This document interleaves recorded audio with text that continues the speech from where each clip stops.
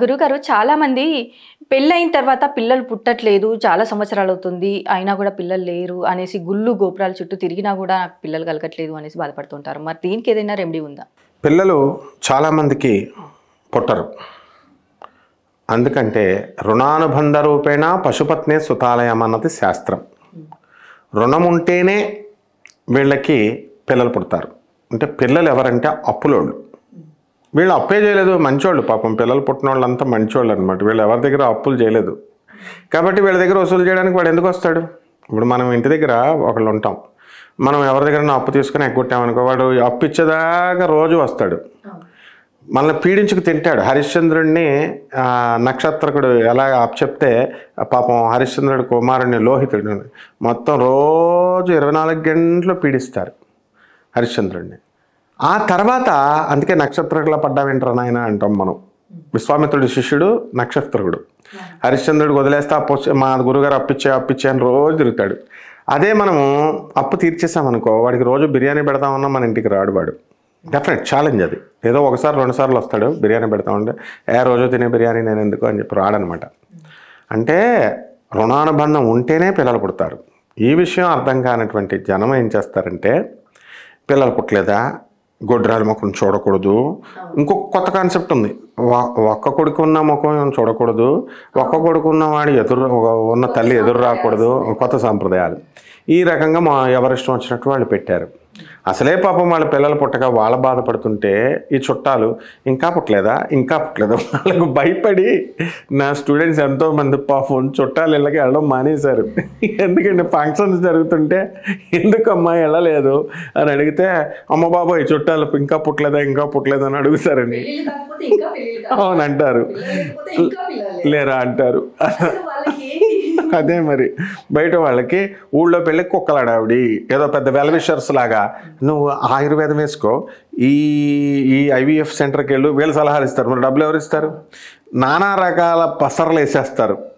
మరుగుమందని, ఆయుర్వేదం అని బ్రాండెడ్ లేకుండా, ఎంబ్లం లేకుండా, మనకి department drugs inspector, drugs controller వాళ్ళ యొక్క పర్మిషన్ లేకుండా మింగినటువంటి మందులతో కడుపు పాడైపోతుంది. చాలామందిని చూశాను నేను. నా శిష్యులు ప్రొఫెసర్లుగా చేసిన వాళ్ళే, అసిస్టెంట్ ప్రొఫెసర్గా చేసిన అమ్మాయి పాపం, ఆ అమ్మాయి వరంగల్లో ఇస్తున్నారని అక్కడికి వెళ్ళి మందులు మింగేది, ఖమ్మంలో ఇస్తున్నారని, ఇలా అన్ని రకాల మందుల దగ్గర ఆమె స్టమక్ అంతా పాడైపోయింది పాపం. లాస్ట్కి ఐవీఎఫ్ సెంటర్స్, వీళ్ళేం తక్కువ వాళ్ళేం కాదు, ఐవీఎఫ్ సెంటర్స్ అలోపతిక్ డాక్టర్స్, వీళ్ళు ఏంటంటే రకరకాల టెస్టులు 80,000 ట్రిప్కి, ఇలా మొత్తం అంతా మంగళ కత్తి అక్కర్ లేకుండా గుండె గీసేసిన తర్వాత జాతకం ఎప్పుడు తప్పు చెప్పదు. ఈ రెమెడీస్ చేసుకో అమ్మ, జాతకంలో 10 years తర్వాత మాత్రమే నీకు పుడతారు అని క్లియర్గా ఉంది అని చెప్పినప్పుడు ఆ అమ్మాయి అలాగే చేసుకుంది. ఆటోమేటిక్గా కొడుకు పుట్టాడు. అంటే ఏంటంటే ఆ అప్పు పోవాలి కదా, ఆ దోషం పోవాలి. సంతాన దోషం అనేటటువంటిది ఎందుకు వస్తుందంటే పితృశాపం వల్ల వస్తుంది. అంటే బంధువులు, ఇప్పుడు సపోజ్ మన ఫాదర్ మనల్ని ఎంత అపురూపంగా పెంచుతాడు చిన్నప్పుడు, కనీసం కాలి కింద పడితే, పిల్లాడు పడితే వాళ్ళ చిరుక్కుమంటుంది వాళ్ళ హృదయం. మదర్ అండ్ ఫాదర్ భయపడిపోతారు వాళ్ళు, అంత అపురూపంగా కాలి. ఒక తల్లి ఉంది, ఒక పంతులు గారు పెళ్ళాం, నా ఫ్రెండ్ ఆ పంతులు గారు, వాళ్ళ ఆవిడ వాళ్ళ కొడుకుని నేల మీద దింపేవాడు. పంతులు గారు దింపితే నా కాళ్ళకి మట్టి అంటుకుంటుందని ఆమె చంకలోనే పెట్టేది. ఇప్పుడు వాడు ఇంటర్కి వచ్చేసాడు ఇప్పుడు, రాము పంతులు గారిని. మరి ఇలా మోతీనగర్లో, మరి ఇలా ఉన్నప్పుడు మరి ఎలా అంటే ఇక్కడ ఏమవుతుందంటే, పిల్లాడికి అపురూపంగా చూసినటువంటి ఆ తల్లిదండ్రులు చచ్చిపోతే 10,000 ఖర్చు పెట్టాల్సి వస్తుందని చెప్పి అంత్యక్రియలే చేయించరు వీళ్ళు. ఆ పంతుళ్ళు కూడా అలాగే ఉన్నారు. ప్యాకేజీ చచ్చిపోయిన శవం, ప్యాకేజీ చచ్చిపోయిన దగ్గర 11 రోజులు 2 లక్షలు అవుద్ది, 3 లక్షలు అవుద్ది అని చెప్పేసి భయపెడితే వీళ్ళు పెండాలి. చచ్చిపోయిన శవానికి ఎందుకు అని చెప్పి వెంటనే శవాన్ని 24 hours గెంటేస్తారు. ఎంత ప్రియంగా కట్టుకున్న ఇంటి మధ్యలో చావనివ్వరు. ఇంటి వరండాలో ఉన్న శవాన్ని ఒక 24 hours కూడా ఉండరు, డికే అవుతుందని గెంటేస్తారు. మరి అటువంటిప్పుడు ఆత్మ ఏం చేస్తుందంటే పాపం బాధపడుతుంది, పితృలోకాలకు వెళ్ళదు, నరకలోకంలో అటు ఇటు కాకుండా చెట్టుకి పుట్టకి ఏలాడుతూ ఉంటుంది. అప్పుడు అరే నేను నిన్ను ఇంత చిన్నప్పటి నుంచి అంత అపురూపంగా చూస్తే నువ్వు ఇదారా, నువ్వు కృతజ్ఞత ఇస్తావు బెటా, నీ సంగతి నేను చూస్తా, నువ్వు నాకు కొడుకు కాబట్టి నీకు కొడుకు పుట్టకుండా చేస్తా అని పితృదేవతలు చాలా స్ట్రిక్ట్ మామూలు దేవతల కంటే. So they will punish this candidate his own son. అంటే అక్కడ నువ్వు అడగొచ్చు, ఏమండి మరి చచ్చిపోయింది కూడా తండ్రే కదండి, సొంత కొడుకుని చెప్పించవచ్చా అండి? సొంత లేదు గింత లేదు. పితృదేవతల స్థానంలోకి వెళ్ళిన తర్వాత వాళ్ళు చాలా స్ట్రిక్ట్ అయిపోయింది కదా మ్యాటర్గా, అందుకని వీళ్ళకి పుట్టరు అనమాట. అలాగని చెబితే ఇప్పుడు కొత్త రెమెడీలు వచ్చినాయి. ఎలాగంటే 2 లక్షలు 3 లక్షలు గుండెగేసే రెమెడీలు. మోక్షనారాయణ బలి పూజ చేయాలా గోకర్ణం వెళ్ళి, అక్కడ మాత్రమే చేయాలా, కర్ణాటక పూజారులు మాత్రమే చేయాలా, వెబ్సైట్ పెట్టుకుంటాడు వాడు, డబ్బులు వస్తాయి కదా అట్లా. అవేమీ చేయక్కర్లేదమ్మా. సింపుల్ రెమెడీ ఏమిటంటే సర్పంతో పిండి యొక్క పిండితో, గోధుమ పిండి కానీ బియ్యం పిండితో కానీ అన్నంతో కానీ సర్పాన్ని తయారు చేయాలి. తర్వాత శివలింగాకారంలో బియ్యంతో పిండి కానీ మైదా పిండితో కానీ చేయాలి. అంతే, జస్ట్ 2 ఖర్చులు. తర్వాత ఏం చేయొచ్చు, నీకు తండ్రి ఉండొచ్చు, తండ్రి లేకపోవచ్చు, ఇది పిండ ప్రదానం కాదు, ఇది మోక్షనారాయణ బలి పూజ. మోక్షాన్ని ఇచ్చేటటువంటి వాడు శ్రీమన్నారాయణమూర్తి.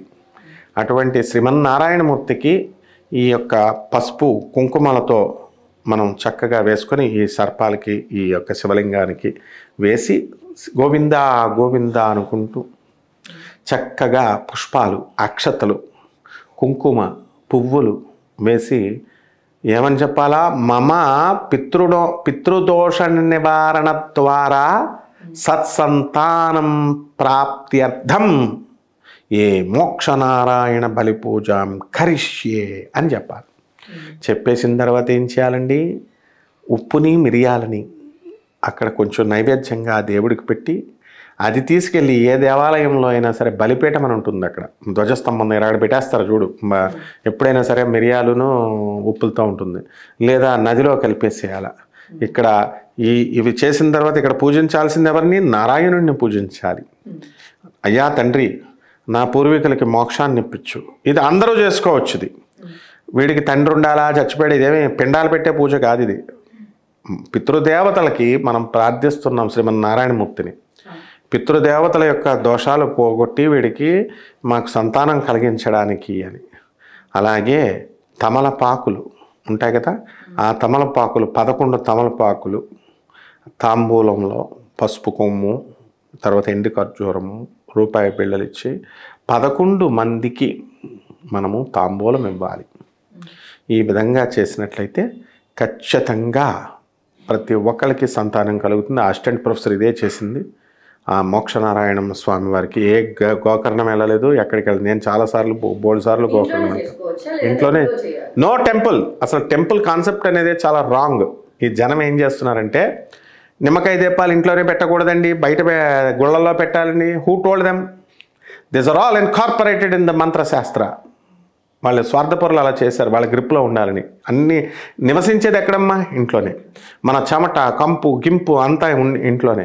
గోడలకు పట్టినటువంటి ఈ దోషాలు, దాన్నే దోషాలు అంటాం, కంపునే, బురదనే, దాన్ని కడుక్కోవడమే, ఆ కంపుని కడుక్కోవడమే ఇల్లు అంటే. ప్రతిదీ ఇంట్లోనే చేసుకోవాలి. దేవాలయం అనేది ఎందుకంటే మతాల కోసం, మతాల ఐక్యత కోసం, హిందువులందరూ కలవడం కోసమే మా టెంపుల్, క్రైస్తవులందరూ కలవడం కోసమే ఇది చర్చ్. అంతేగాని అక్కడికి వెళ్ళి నీ హాఫ్ నాలెడ్జ్ గాడు. ఇప్పుడు మా గురువుగారు అయినటువంటి గణపతి సచ్చిదానంద స్వామి వారికి దేవయాని అని ఇప్పుడు ఒక ఆమె ఉంటుంది, ఆమె భక్తురాలు.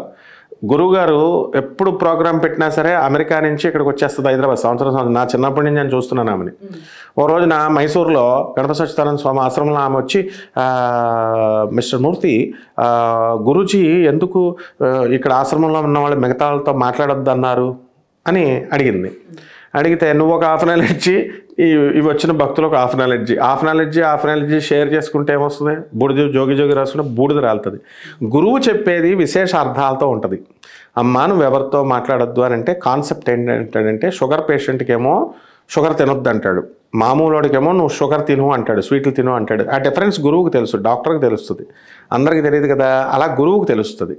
ఈ రహస్యం తెలియనటువంటి వాళ్ళు ఏంటి ఈ మంత్రం నిన్ను చేయొద్దన్నాడా, ఈ మంత్రం నన్ను చేయమన్నాడే అని వీళ్ళు హాఫ్ నాలెడ్జ్ షేర్ చేసుకొని ఉన్న నమ్మకాలు పోగొట్టుకుంటారు. అందుకని ఏ గురువైనా చెప్పేది అదే. కాబట్టి దేవాలయంలో వెళ్ళకూడదు, దేవాలయంలో చేసేది కాదు. దేవుడికి దేవాలయానికి సంబంధమే లేదు. ఇంట్లో దోషాల పూజకి దేవాలయం అనేది ఎందుకంటే లోక కళ్యాణం కోసం చేసేదే అది. వర్షాలు బాగా పడాలి, ఎండలు బాగా కాయాలి, పంటలు బాగా పండాలి, దేశం సుభిక్షంతంగా ఉండాలి అని చెప్పడానికి మాత్రమే దేవాలయం. వ్యక్తిగత సమస్యలకి ఇళ్లల్లోనే చేసుకోవాలి. పెళ్ళి ఎక్కడ చేస్తున్నారంటే పెళ్ళిలో శోభనం ఎక్కడ చేస్తున్నారు? ఇంట్లో చేస్తారు. పెళ్ళి ఎక్కడ చేస్తారు? ఇంటి ఫంక్షన్ అది. దేవాలయాల్లో చేస్తున్నారంటే దేవుడి మీద ప్రేమ కాదు అది. కమ్యూనిటీ హాల్ 15 లక్షలు అడుగుతున్నాడని దేవుడి మీద ప్రేమతో మేము మొక్కుకున్నాం. మాకున్నారమ్మా వాళ్ళు ఏమంటే మా అబ్బాయిని మేము మొక్కుకున్నాం తిరుపతిలో చేస్తామని, అన్నవరంలో చేస్తామని. ఎందుకని ఆ పిసినారు ఆవిడ గుళ్ళో అక్కడ చేయాలని. తర్వాత రిసెప్షన్ పెద్ద భయంకరంగా పెట్టకుండా ఇంట్లో పెట్టేసుకుంటారు. అక్కడ ఫంక్షన్ హాల్ ఖర్చులు తగ్గిపోతాయి, ఇవన్నీ తగ్గిపోతాయి. మోస్ట్ ఆఫ్ ద 90% కేసెస్ దేవాలయాలను ఉపయోగించుకునేదంతా కూడా ఎందుకే. అందులో ఏ మొహమాటం లేదు, ఏ ఎక్సంప్షన్ లేదు. నా ఎక్స్పీరియన్స్ వెరీ రిచ్ ఎక్స్పీరియన్స్. ఎందుకంటే ఇప్పుడున్నటువంటి పీఠాధిపతులు, ఇప్పుడున్నటువంటి ప్రవచనకారులు వీళ్ళంతా నా గురువులు. ఎంత బచ్చా డేస్ బేబీ అప్పటి నుంచి నేను చూస్తున్నాను జనం సైకాలజీ. సో ఈ విధంగా నమ్మకంతో ఎవరైతే ఈ యొక్క రెమెడీని చేసుకుంటారో వాళ్ళకి ఇమ్మీడియట్గా సంతానం కలుగుతుంది. ఇప్పుడు మరి ఐవీఎఫ్ సెంటర్స్ నువ్వు అబ్జర్వ్ చేయి, 2-3 సార్లు చేస్తారు. ఎందుకు పిల్లలు పుట్టట్లేదు? మరి డాక్టర్లు ఇప్పుడు నేను డాక్టర్నే, ఎందుకు పుట్టట్లేదు? వై అంటే డాక్టర్ అనేవాడు మందు ఇస్తాడు, మెడికేషన్ ఇస్తాడు, అంతవరకే. కానీ పిల్లలు ఇచ్చేది భగవంతుడు, కడుపులో పుట్టించేది.